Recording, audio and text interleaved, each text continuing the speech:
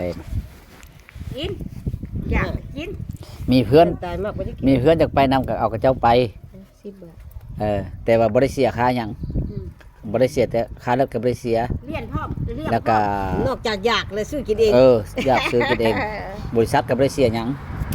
ก็ นี่ แจ้ง แล้ว มา ว่าไปน้ำผู้มิ่นตะกี้หันเมารถตู้คุณไป อันนี้มันบ่หลายค่อยก็เมาไปเลย มันหลายค่อยก็เมาไปแอดโดลิสเวลาจะสิเมาไปปีหน้าปีใหม่ก็ ขี่รถตู้คุณไปอุดรคุณเฮาข่อยตะกี้ สร้างอะไรเอาหาเงินในมือถือ ทุกคนเล่นในมือถือหมดเครื่องอย่างอยู่ในมือถือหมดถ้าไปบ่เล่นในมืออยู่มือถือเลยคนโง่สมัยนี้เป็นอย่างจะว่านั้นอ้าวแม่นอย่างการเด็กน้อยเขาก็เล่นมือถือผู้ใหญ่ก็เล่นเฒ่าก็เล่น ก็โง่ทุกคนบ่มีเขาบ่ โอ้ย ได้ ดำมือนี่ไปไปที่ไหนเบอร์ว่าจะไปกรุงเทพแล้วบ่ว่า ไปไปโลด คนสิคายดีบ่ บ่ได้ยาก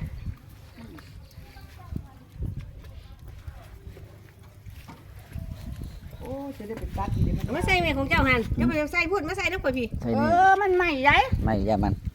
อีตาล บ่ไม่เฮามันพอส่วนเชี่ยวมามันบ่มา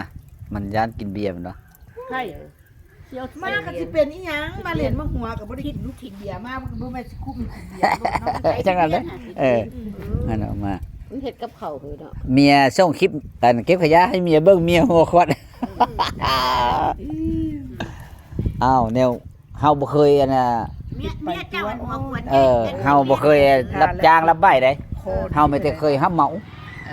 รับจ้างเกิดมานี่โหเขาเดียวแล้วประมาณปีนึงนี่แหละรับจ้างเป็นวันเป็นหยังเป็นเดือนนี่ไกลหันเฮาไม่ได้รับเหมาเอาเฮาหาด้วยสมองบ่เคยไปแล้วเราหัวควัดเอาหมู่อยู่เฮือนหมู่เฮ็ดหยังก็เฮ็ดได้เลยเนาะเฮาอยู่นำหมู่เฮ็ดหยังเฮาก็เฮ็ดได้ หมู่พาเฮ็ดหยัง อ้าวบ่เฮ็ดแต่ยามาอย่างเดียวค่อยให้เฮ็ดแม่บ่อาย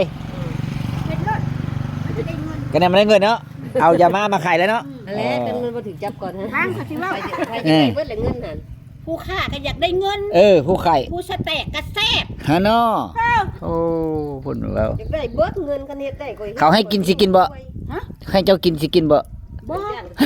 ยัง บ่ บ่ อยู่แต่โดดเจ็บกินแต่ข้าวเจ็บแข้งเจ็บขาเนี่ยค่อยสิกินอยู่ เศร้าได้ คนเศร้าไขมันคนก็สิกิน เศร้าได้กินลงเบิ่งเป็นหยังกินลงเบิ่งเป็นหยังห่าน เอาสมัยมันทอนเงินให้แล้วนี่ ยังย่านนี่เนาะ